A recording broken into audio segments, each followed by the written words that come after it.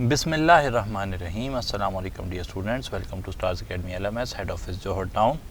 Chemical equilibrium में हमने buffer को देख लिया है और how do the buffers act ये हमने आज पढ़ना है। चाहे how do the buffers act buffer के काम करने का तरीका हो, या हेंडरसन इक्वेशन या बफर कैपेसिटी, तीनों चीज़ें हेंडरसन इक्वेशन से ही एक्सप्लेन होती हैं। हेंडरसन इक्वेशन मैं आपके सामने लिखूंगा, या तो आपको हेंडरसन इक्वेशन पास पेपर में एज सच खुद ही आई हुई है, या फिर उसकी बेस पर बफर कैपेसिटी का कॉन्सेप्ट भी हमें मिल रहा है। तो हेंडरसन इक्वेशन अगर हमें पता है तो हमारे काफ़ी सारे प्रॉब्लम्स जो हैं वो सॉल्व हो जाएंगे। हेंडरसन्स इक्वेशन, ये बात तो आप सभी जान चुके हैं कि दो तरह के बफ़र्स होते हैं, एसिडिक बफ़र और बेसिक बफ़र। पहले मैं एसिडिक बफ़र के लिए हेंडरसन इक्वेशन लिख रहा हूँ, उसको एक्सप्लेन कर दूंगा और एंड पर हम बेसिक बफ़र के लिए भी हेंडरसन इक्वेशन लिख लेंगे। Henderson equation for acidic buffer pH is equal to pKa plus log into concentration of salt divided by concentration of acid. ये फॉर्म है स्टैंडर्ड फॉर्म हेंडरसन इक्वेशन की। ज़रूरी नहीं है कि हेंडरसन इक्वेशन हमेशा इसी फॉर्म में पेपर में आए, कोई अल्टरनेट फॉर्म भी हेंडरसन इक्वेशन की पेपर में आ सकती है। तो मैं कुछ अल्टरनेट फॉर्म्स भी आपके सामने रख रहा हूँ। और टाइप ऑफ क्वेश्चन क्या होगी कि which of the following represents Henderson's equation. तो आपने सही वाले को फाइंड आउट करना होगा, ढूंढना होगा। pH is equal to pKa minus log of concentration of acid divided by concentration of salt. तो ये माइनस क्यों हो गया? माइनस लॉग जो है ना, लॉग मैथमेटिक्स में अगर लॉग प्लस से माइनस हो जाए तो चीज़ें जो है ना, जो मल्टीप्लाई हो रही थी वो डिवाइड हो जाती हैं, और जो डिवाइड हो रही होती हैं वो मल्टीप्लाई हो जाती हैं। ये लॉगरिथम का एक कानून है जो कि आप बेसिक मैथ में पढ़कर आए होंगे। एक बात और याद रखिए कि जो बफ़र्स हैं, बफ़र्स के अंदर होता ये है कि जो एसिड होता है, एसिड उसी की कॉन्जुगेट बेस होती है साल्ट। ये देखिए मैं ज़रा समझाता हूँ आपको। ये एक बफ़र है, लाइक एसिटिक एसिड है। एसिटिक एसिड जो है ना, जब आयनाइज होता है तो एसीटेट आयन बनता है और हाइड्रोजन आयन बनते हैं। और इसके साथ बफ़र बनाने में कौन यूज़ होता है? Sodium acetate. तो सोडियम एसीटेट जब आयनाइज होता है तो उससे भी एसीटेट आयन बनते हैं और सोडियम आयन बनते हैं। अब एसिटिक एसिड क्या है? वो तो वीक एसिड है। तो वीक एसिड की आयनाइजेशन कम होती है। और सोडियम एसीटेट क्या है? सॉल्ट विद स्ट्रॉन्ग बेस लिख लेते हैं, सॉल्ट विद स्ट्रॉन्ग बेस। तो ये स्ट्रॉन्ग इलेक्ट्रोलाइट होता है। वीक इलेक्ट्रोलाइट और स्ट्रॉन्ग इलेक्ट्रोलाइट में ये क्या है? इसे कहते हैं कॉमन आयन। मेंशन कर लें कॉमन आयन। हमने क्या पढ़ा है कॉमन आयन इफेक्ट की डेफिनेशन? कि suppression of ionization of a weak electrolyte due to the addition of a strong electrolyte with a common ion, इसे कॉमन आयन इफेक्ट कहते हैं। तो दोनों तरफ से एसीटेट आयन आ रहे हैं, तो इसका मतलब है कि एसिटिक एसिड की आयनाइजेशन सप्रेस हो जाएगी, तो एसिटिक एसिड रहेगा अनआयोनाइज्ड। एसिटिक एसिड अनआयोनाइज्ड रहेगा, और इसी एसिड की कंसंट्रेशन मैंने यहाँ पे लिखी हुई है। दूसरी तरफ जो सॉल्ट है वो कम्प्लीटली आयनाइज हो जाएगा। तो जो सॉल्ट की कंसंट्रेशन होगी, क्योंकि वो कम्प्लीटली आयनाइज्ड है, तो उसके आयंस 100% बन जाएंगे। तो एसीटेट आयन जितने भी आ रहे होंगे वो कहाँ से आ रहे होंगे? सॉल्ट से आ रहे होंगे। तो एसीटेट आयन की कंसंट्रेशन सॉल्ट की कंसंट्रेशन के तकरीबन बराबर होगी, और उसी को मैंने यहाँ पे लिख दिया है।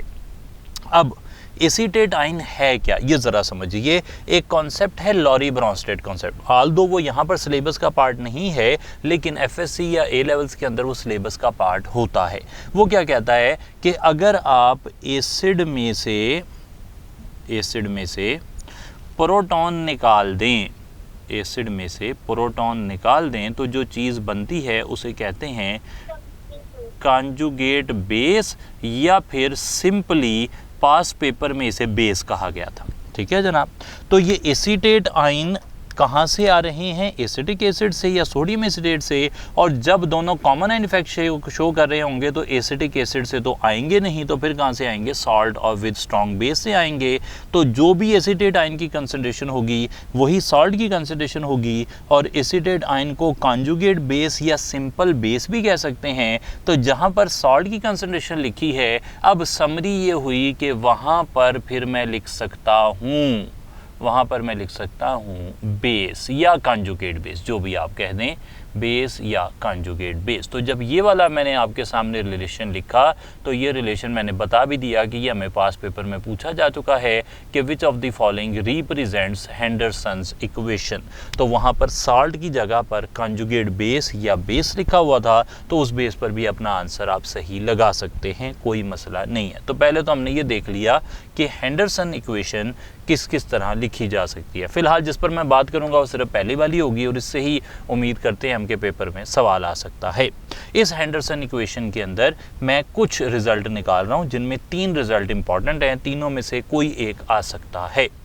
पहला रिजल्ट ये है कि अगर मैं नंबर 1 ऐसे लिख रहा हूं, अगर मैं ऐसे कर दूं कि कंसंट्रेशन ऑफ सॉल्ट और कंसंट्रेशन ऑफ एसिड को इक्वल कर दूं तो ये दोनों आपस में कट जाएंगे और log 1 आ जाएगा। log 1 0 होता है तो pH is equal to pK हो जाएगा। ये बड़ा फेमस क्वेश्चन है, हर कोई इसे पूछता है और पेपर में भी ये आज नहीं तो कल आ ही जाएगा कि under what conditions the pH of a buffer becomes equal to pKa। तो जब सॉल्ट और एसिड की कंसंट्रेशन बराबर हो जाए तो pH और pKa बराबर होते हैं। लेकिन साथ यहाँ पर बफर कैपेसिटी का कॉन्सेप्ट भी साथ ही मैं आपके सामने रख देता हूँ। वो ये है कि अगर pH और pKa बराबर हो जाएं तो फिर आप कहते हैं कि बफर की कैपेसिटी जो है वो मैक्सिमम है। ठीक है, इस तरह भी सवाल आ सकता है, buffer capacity is maximum when, तो आपने कहना when concentration of salt is equal to concentration of acid. या फिर ऐसे हो सकता है buffer capacity is maximum when pH is equal to pKa। दोनों ही बातें सही हैं, इनमें कोई भी गलत नहीं है। एक हो गया रिजल्ट। दूसरा रिजल्ट देखते हैं। दूसरा रिजल्ट ये है कि अगर मैं सॉल्ट की कंसंट्रेशन एसिड की कंसंट्रेशन से 10 टाइम्स ज़्यादा कर दूं फिर क्या होगा? फिर ये होगा कि pH is equal to pKa plus log ऊपर वाली वैल्यू नीचे वाली वैल्यू से 10 टाइम्स ज़्यादा हो जाए तो अब की बारी आंसर क्या आएगा? अब की बारी आंसर आएगा pH is equal to pKa plus 1। और ये कब हुआ है? जब concentration of salt is 10 times the concentration of acid. तो ये दूसरा रिजल्ट हो गया, ये भी पेपर में पूछा जा सकता है। फॉर एग्जांपल आपको ऐसे कहता है कि एसिटिक एसिड की जो pKa वैल्यू है वो है 4.74। आप एक बफर बनाना चाहते हैं जिसकी pH है 5.74, तो आप क्या रेशो इस्तेमाल करेंगे सॉल्ट और एसिड की? तो आप कहेंगे कि एसिटिक सोडियम एसीटेट की कंसंट्रेशन यानी कि सॉल्ट की कंसंट्रेशन एसिड की कंसंट्रेशन से होनी चाहिए कितने टाइम्स? 10 टाइम्स होनी चाहिए। ठीक है जी, तो फिर जब 10 टाइम्स होगी तो ये वैल्यू आ जाएगी 4.74 प्लस 1 यानी कि 5.74। बात पता लग गई जी ये वाली? देखिए मैंने कहा कि ये वाली जो इक्वेशन है इसमें अगर सॉल्ट की वैल्यू एसिड की वैल्यू से 10 टाइम्स ज़्यादा होगी तो log 10 आंसर आएगा और log 10 की वैल्यू क्या होती है? 1 होती है। तो log 10 की वैल्यू 1 आई तो जो भी pKa होगी यानी कि 4.74 उसमें 1 प्लस करके आंसर आ जाएगा pH 5.74। अब बात बन गई जनाब। तीसरा रिजल्ट देखिए और वो आप मेरी रहनुमाई भी कर सकते हैं, उसमें मदद भी कर सकते हैं कि pH is equal to pKa plus log 1/10। 1/10 कब आएगा? 1/10 उस वक्त आता है जो अभी मैं देख लेता हूँ, pH is equal to pKa minus 1 हो जाएगा। 1/10 कब आएगा? जब एसिड की कंसंट्रेशन सॉल्ट से, बिल्कुल सही कहा, सॉल्ट से 10 टाइम्स ज़्यादा होगी तो फिर आंसर pKa माइनस 1 आ जाएगा। बिल्कुल सही कह दिया आपने। अब हमें यहाँ पर ये पता लग गया कि हम एक बफर के अंदर सॉल्ट और एसिड की कंसंट्रेशन को चेंज करके बफर की pH चेंज कर सकते हैं। और दूसरी बात क्या पता लगी, वो इंपॉर्टेंट बात है जो कि हमें थ्योरेटिकल टाइप क्वेश्चंस के अंदर काम आएगी। वो ये है कि अगर हम सॉल्ट की कंसंट्रेशन इंक्रीज करेंगे तो pH इंक्रीज होगी। देखिए सॉल्ट की कंसंट्रेशन इंक्रीज हो रही है और pH इंक्रीज हो रही है, और एसिड की कंसंट्रेशन इंक्रीज होगी तो pH जो है वो डिक्रीज होगी। इसे मैं समरी की फॉर्म में लिख रहा हूँ, ध्यान से देखिएगा। अगर मैं इसे ऐसे कह रहा हूँ जी, नंबर 1 अहम तरीन रिजल्ट, इफ H पॉजिटिव और एसिड इज एडेड। अगर आप किसी बफर में एसिड डालते हैं, अगर आप बफर में एसिड डालेंगे तो क्या क्या होगा, देखिए ज़रा। Concentration of hydrogen ions increase करेगी, कंसंट्रेशन ऑफ एसिड इंक्रीज करेगी, और पीएच डिक्रीज करेगी, पीओएच इंक्रीज करेगी, पीकेए पर कोई इफेक्ट नहीं होगा। ये बफर एक्शन मैंने एक लाइन में लिखकर बता दिया कि अगर आप किसी बफर में हाइड्रोजन आयन ऐड करेंगे तो उसमें एसिड डाला है आपने, तो हाइड्रोजन आयन की कंसंट्रेशन बढ़ेगी, एसिड की कंसंट्रेशन बढ़ेगी। एसिड डिनोमिनेटर में है तो नीचे वाली वैल्यू बढ़ती है तो आंसर कम हो जाएगा। पीएच जितनी कम होती है उतनी पीओएच ही ज़्यादा होती है, लेकिन पीकेए कंसंट्रेशन पर डिपेंड नहीं करता। दूसरी तरफ अगर आप हाइड्रोजन आयन की बजाय हाइड्रोक्साइड या फिर बेस ऐड कर दें तो बेस डालने से एसिड रिएक्ट कर जाएगा, एसिड रिएक्ट करेगा तो हाइड्रोजन आयंस की कंसंट्रेशन कम हो जाएगी, हाइड्रोजन आयंस की कंसंट्रेशन कम होगी तो एसिड की कंसंट्रेशन कम हो जाएगी, एसिड की कंसंट्रेशन कम तो फिर पीएच हो जाएगी ज़्यादा, पीएच ज़्यादा हुई तो पीओएच कम। पीकेए पर क्या असर पड़ेगा, तो आप कहेंगे कोई असर नहीं पड़ेगा। ये रिजल्ट जो मैंने आपके सामने लिखे ये बफर एक्शन की समरी हैं, और अब जो दूसरा रिजल्ट मैं लिख रहा हूँ वो बफर कैपेसिटी की समरी है। बफर कैपेसिटी जो है उसमें आपने याद रखना है, a buffer can work at pKa ±1। Buffer सिर्फ इस रेंज में काम कर सकता है, यानी कि बफर की पीएच पीकेए के बराबर हो बफर काम करेगा, पीकेए से +1 तक भी काम करेगा, पीकेए से -1 तक भी काम करेगा। इसके बाद बफर कैपेसिटी रीच हो जाएगी, बफर काम करना छोड़ देगा। मिसाल के तौर पर जो एसिटिक एसिड एसीटेट बफर है उसकी पीकेए है 4.74, पीकेए मैं आपके सामने लिख रहा हूँ 4.74। अब मैं पूछता हूँ कि वो 5.74 पर काम करेगा कि नहीं, 3.74 पर काम करेगा नहीं, 4.74 पर काम करेगा कि नहीं, और 6.74 पर काम करेगा कि नहीं। कहाँ बफर काम नहीं करेगा, ये वाला buffer does not work at this pH. बिल्कुल सही। मैक्सिमम एफिशिएंसी बफर की कहाँ आएगी, मैक्सिमम एफिशिएंसी 4.74। नहीं जनाब, याद रख लीजिए maximum efficiency, maximum buffer capacity is when pH is equal to pKa, क्योंकि पीकेए 4.74 है और पीएच भी 4.74 अगर हो जाए तो फिर मैक्सिमम एफिशिएंसी आती है। ये मैंने पहले बता दिया, अब तो सिर्फ रिकॉल के लिए पूछा था। अब ज़रा देखिए 5.74 और 3.74 पर बफर काम तो कर रहा है लेकिन उसकी एफिशिएंसी बड़ी मिनिमम है। अब सोचकर बताइए 3.74 का बफर बनाने के लिए क्या मुझे सॉल्ट की कंसंट्रेशन ज़्यादा चाहिए या एसिड की कंसंट्रेशन ज़्यादा चाहिए? 3.74 करने के लिए एसिड की कंसंट्रेशन ज़्यादा चाहिए और 5.74 करने के लिए सॉल्ट की कंसंट्रेशन ज़्यादा चाहिए। आपने बिल्कुल सही कहा। यही बातें जो अभी मैंने आपके सामने रखी यही पेपर में पूछी जाती हैं। दूसरी तरफ बेसिक बफर के लिए भी मैं इक्वेशन लिख रहा हूँ। बेसिक बफर के लिए हम POH यूज़ करते हैं, PKB plus log of concentration of salt और divided by concentration of base. अगर आप बेस के साथ सॉल्ट ना लिखना चाहें तो दूसरा हल फिर क्या होगा, जिस तरह एसिड के साथ सॉल्ट जो बनता है, एसिड के साथ जो सॉल्ट बनता है उसे कॉन्जुगेट बेस कहते हैं, इसी तरह बेस के साथ जो सॉल्ट होता है उसे कॉन्जुगेट एसिड भी कह सकते हैं। तो ये आपके पास अल्टरनेट फॉर्म हो गई, इसे भी आप देख लेंगे तो इंशाल्लाह काफ़ी हद तक फ़ायदा हो जाएगा। This was all about buffers. और एंड पर हमने बात करनी है सॉल्युबिलिटी प्रोडक्ट की।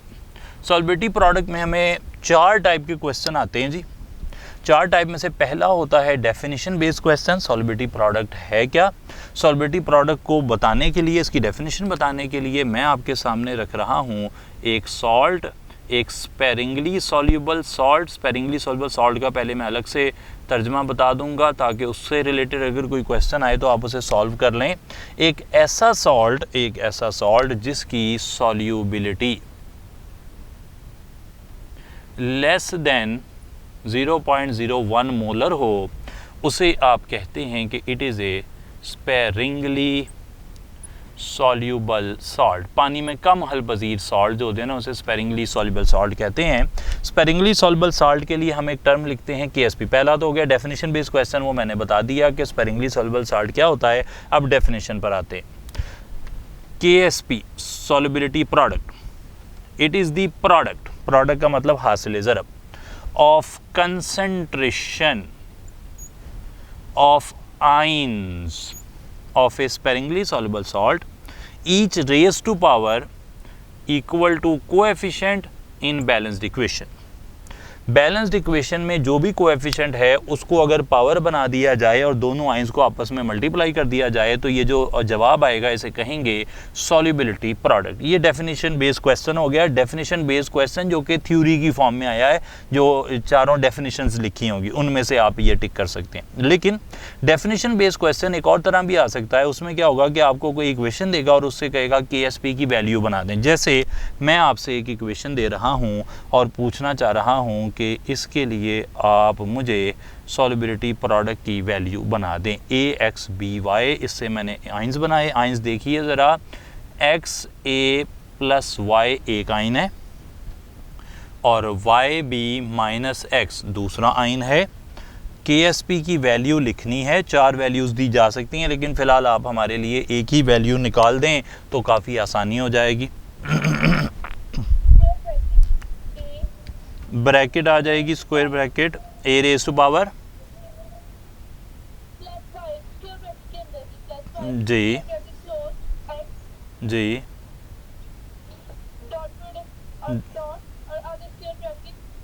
जी जी, ये सारे लोग अग्री करते हैं जी, यही बन रहा है। Product of concentration of ions of a sparingly soluble salt each raised to power equal to coefficient in balanced chemical equation। दो टाइप के क्वेश्चन हो गए, थ्योरी से ही थे। एक थ्योरी वाला आ गया डेफिनेशन बेस्ड थ्योरी क्वेश्चन, एक डेफिनेशन बेस्ड यहाँ पर इक्वेशन वाला क्वेश्चन आ गया। हमने कहा था 4 टाइप के क्वेश्चन आते हैं, तो थर्ड टाइप का क्वेश्चन क्या होता है? थर्ड टाइप का क्वेश्चन होता है कि आपको डाटा दे देगा सॉल्युबिलिटी प्रोडक्ट का, आपने सॉल्युबिलिटी निकालनी होगी और सॉल्युबिलिटी का डाटा दे देगा, सॉल्युबिलिटी प्रोडक्ट निकालना होगा। और ये काम आप 2 तरह के सॉल्ट्स के लिए करेंगे। 2 तरह के सॉल्ट्स कौन से हैं? एक वो सॉल्ट होंगे जो AB टाइप सॉल्ट होंगे, यानी कि जो जब आयनाइज होते हैं तो उससे 2 आयन बनते हैं, A positive B negative type. और दूसरे वो होंगे जो AB2 टाइप होंगे, जिनके आयनाइजेशन से 3 आयन बनते हैं। तो 2 तरह के हो गए।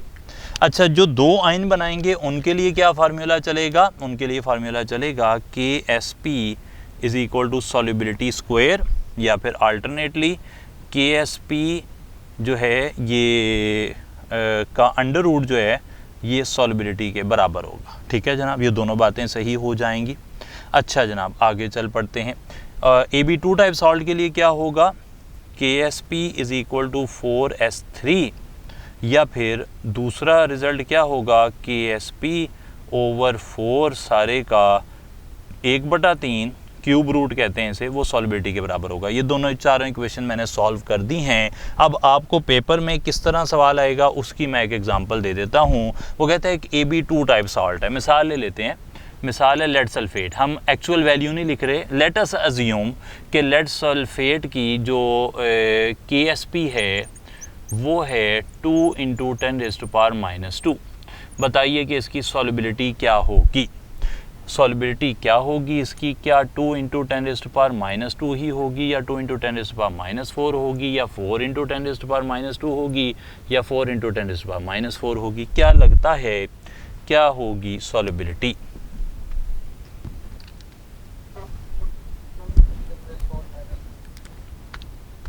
KSP जो है वो निकालनी है, KSP का स्क्वायर रूट। अच्छा कि ये आपको KSP नहीं दिया हुआ, सॉल्युबिलिटी दी हुई है, KSP निकालना है जी, KSP निकालना, वो तो वरना तो आंसर ही नहीं ना आएगा। सॉल्युबिलिटी दी हुई है, KSP निकालना है। क्या आंसर लगाएंगे जनाब? सॉल्युबिलिटी दी हुई है सॉल्युबिलिटी की वैल्यू आपने पहले ये देखना है कि ये ए बी टाइप सॉल्ट है या AB2 टाइप सॉल्ट है। लेड सल्फेट की आयोनाइजेशन AB टाइप सॉल्ट है जी ये, क्योंकि लेड आइंस बनेंगे और सल्फेट आइंस बनेंगे। तो KSP is equal to S², S की वैल्यू आपके पास है 2 × 10⁻², इसका ले लीजिए स्क्वायर, 2 का स्क्वायर आ गया 4, 10⁻² का स्क्वायर आ गया 10⁻⁴, तो आपने आंसर लगा दिया डेल्टा। ये बात पता लग गई सब लोगों को? नहीं पता लगी? अच्छा, आगे चलते हैं। अब लेड क्लोराइड के बारे में क्या ख्याल है? ये AB टाइप सॉल्ट है या AB2 टाइप सॉल्ट है? AB2 टाइप सॉल्ट है। KSP आपको बताई गई है 32 × 10⁻⁹ और पूछा गया है सॉल्युबिलिटी क्या होगी फॉर AB2 टाइप सॉल्ट। तो आप क्या कहेंगे? 8 × 10⁻⁹, 2 × 10⁻⁹, 8 × 10⁻�3, 2 × 10⁻�3, क्या लगता है?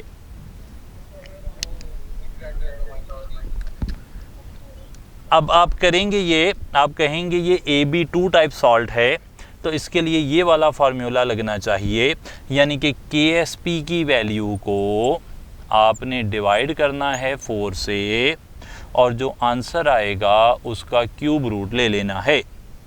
4 1s are 4, 4 8s are 32, तो यहाँ से आ गया 8 × 10⁻⁹, सारे का क्यूब रूट, तो 8 का भी क्यूब रूट और 10⁻⁹ का भी क्यूब रूट।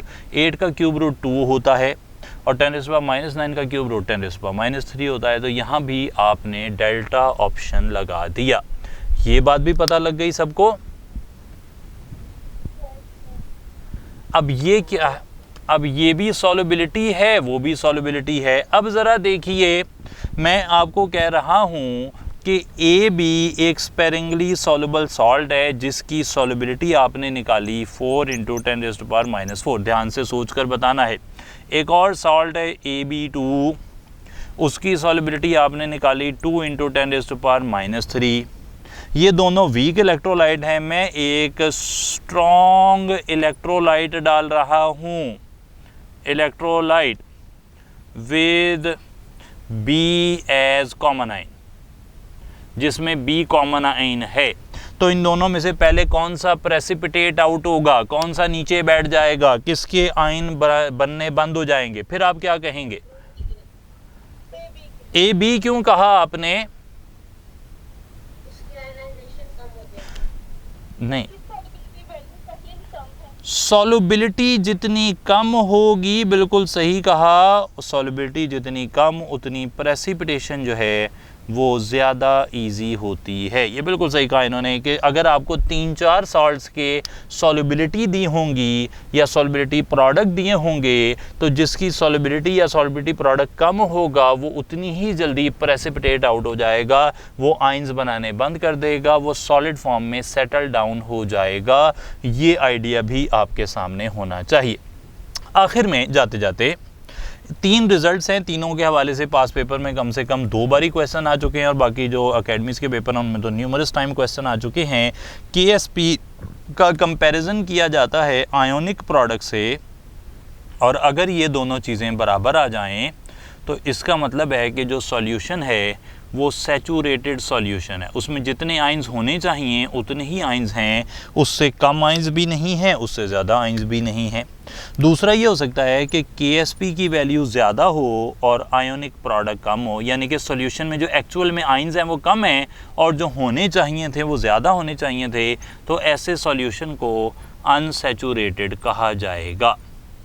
तीसरा सिचुएशन ये हो सकती है कि KSP कम हो और सॉल्यूशन के अंदर एक्चुअल में आइंस ज़्यादा डिज़ोल्व कर दिए जाएं गर्म करके या कोई और मेथड लगाकर, तो फिर ऐसे सॉल्यूशन को सुपर सैचुरेटेड सॉल्यूशन कहेंगे।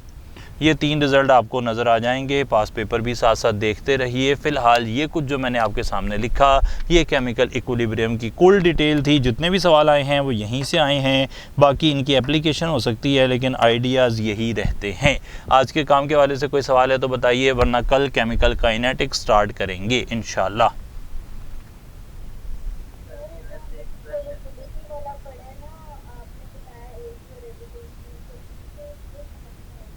जो AB टाइप सॉल्ट होते हैं जैसे लेड सल्फेट के आयंस बनाते हैं, तो हमें अंदाज़ा होगा कि लेड सल्फेट ऐसी स्पीशीज़ जिनको जब आयनाइज किया जाए तो 2 आयन बने, उन्हें हम कहते हैं AB टाइप सॉल्ट, जिससे 2 आयन बनते हैं।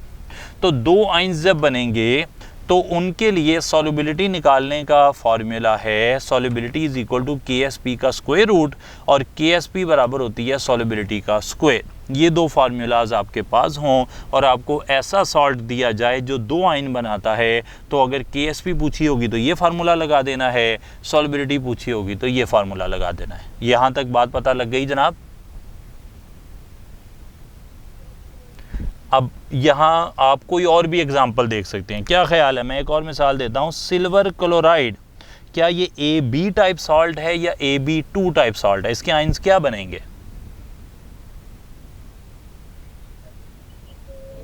AB बनेगा, एक सिल्वर बनेगा, एक क्लोराइड बनेगा। तो यहाँ पे आपने सॉल्युबिलिटी निकालनी है तो ये फार्मूला लगाएंगे। फाइन, बिल्कुल ठीक हो गया। अब आए सिल्वर क्रोमेट, 2 सिल्वर हैं, 1 क्रोमेट है। इससे क्या आयंस बनेंगे?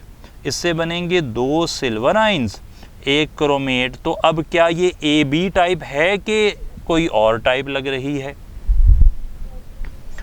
AB2। और अगर ऐसा सॉल्ट आ गया तो फिर आप सॉल्युबिलिटी का फार्मूला और KSP का फार्मूला अगले वाला लगा देंगे, जैसे लेड क्लोराइड में लगाया है। तो ये फार्मूलाज असल में हमने सिंप्लीफाई कर लिए। एक्चुअल में ना ये अगर आप टेक्स्ट बुक देखेंगे तो वहाँ पर तो इसकी कैलकुलेशन भी मिल जाएगी कि ये फार्मूले कैसे बने हैं।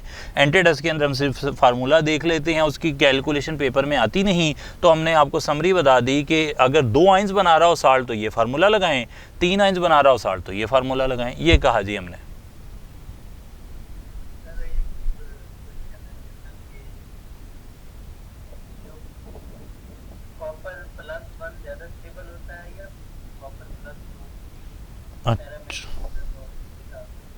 अच्छा, स्टेबिलिटी जो है ना उसका पैरामैग्नेटिज्म से ताल्लुक़ नहीं है, पहले तो ये क्लियर कर लेते हैं और फिर आ जाते हैं कि पैरामैग्नेटिक कौन ज़्यादा है। कॉपर +1 जो है उसमें कोई अनपेड इलेक्ट्रॉन नहीं है, वो उतना पैरामैग्नेटिक नहीं होगा। कॉपर +2 में अनपेड इलेक्ट्रॉन है, वो पैरामैग्नेटिक होगा। अब स्टेबिलिटी के हवाले से बात करें, कॉपर +1 और कॉपर +2 दोनों एग्जिस्ट करते हैं, लेकिन कॉपर +2 ज़्यादा कॉमनली एग्जिस्ट करता है, तो स्टेबिलिटी कॉपर +2 की ज़्यादा है। अब यहाँ पर फ़ौरन से जो सवाल आता है वो ये आता है कि कॉपर +1 में D में 10 इलेक्ट्रॉन है और कॉपर +2 में D में 9 इलेक्ट्रॉन है, तो 10 इलेक्ट्रॉन वाला ज़्यादा स्टेबल होता है, 9 इलेक्ट्रॉन वाला कम स्टेबल होता है। तो ये क्या सिस्टम है? तो यहाँ पर हम कहेंगे कि ये वाला जो पर्टिकुलर इन्फॉर्मेशन है जो भी मैंने कोट की कि जी 9-10 वाला ज़्यादा होता है, 9 वाला कम स्टेबल होता है, तो ये beyond the scope of our discussion है। ये इन दोनों की स्टेबिलिटी के फ़र्क का हमारे पेपर से कोई भी ताल्लुक़ नहीं है, तो उसे हम नहीं देखेंगे। हम यहाँ तक ही रखेंगे कि कॉपर +2 में एक अनपेड इलेक्ट्रॉन है जिसकी वजह से वो पैरामैग्नेटिक है, कॉपर +1 में कोई अनपेड इलेक्ट्रॉन नहीं इसलिए वो पैरामैग्नेटिक नहीं होगा। इतना ही पूछा जा सकता है, इतना ही हमें चाहिए है, इससे आगे की ज़रूरत नहीं। और कोई बताइए बात। कौन से वाला जी? ये जी मैं 3 दोबारा से बता देता हूँ। KSP जो है ना ये किताबों में लिखी हुई है। मिसाल के तौर पे मैं कहता हूँ किसी साल्ट की KSP है 4 × 10⁻⁻⁴। अब चाहे वो साल्ट मेरे हाथ में हो या दुकान पे पड़ा हो, उसकी KSP की वैल्यू यही रहेगी। लेकिन अगर मैं यहाँ पे पानी का बीकर भी ले लूँ और अपने एक हाथ में सॉल्ट लेकर तो मैं सॉल्ट को पानी में डाल दूँ और पानी में जो उसके आयंस बने हैं उन आयंस की कंसंट्रेशन को निकाल लूँ, तो उस एक्चुअल आयंस की कंसंट्रेशन को कहेंगे आयोनिक प्रोडक्ट। अगर वो आयनिक प्रोडक्ट KSP जो किताबों में लिखी है उसके बराबर आ रही है, तो इसका मतलब है मैंने जितना साल्ट डाला है वो उतना ही था जितना इसे सैचुरेटेड बनाने के लिए चाहिए था, तो ये सॉल्यूशन सैचुरेटेड बन गया। अगर मैंने जो आयंस डाले हैं, आयंस का जो प्रोडक्ट है वो KSP जो किताबों में लिखी है उससे कम आ रहा है, तो इसका मतलब है मुझे जितना साल्ट डालना चाहिए था सैचुरेटेड बनाने के लिए उतना मैं नहीं डाल सका, तो इसका मतलब है कि ये सॉल्यूशन अभी तक अनसैचुरेटेड रह गया है। और अगर मैं आइंस इतने ज़्यादा डाल देता हूँ कि KSP से भी ज़्यादा बड़ी वैल्यू हो जाती है, तो वो फिर सॉल्यूशन क्या कहलाएगा, सुपर सैचुरेटेड कहलाएगा। तो समरी ये है कि आयनिक प्रोडक्ट एक्चुअल में जो आइंस डिसॉल्व्ड हैं उनकी कंसंट्रेशन को शो करता है, और KSP एक इक्विलिब्रियम कांस्टेंट है जो कि रिएक्शन के लिए पहले से मौजूद होता है। बात क्लियर होती है थोड़ी बहुत जी? जी चलिए छुट्टी करते हैं फिर, अल्लाह हाफिज़।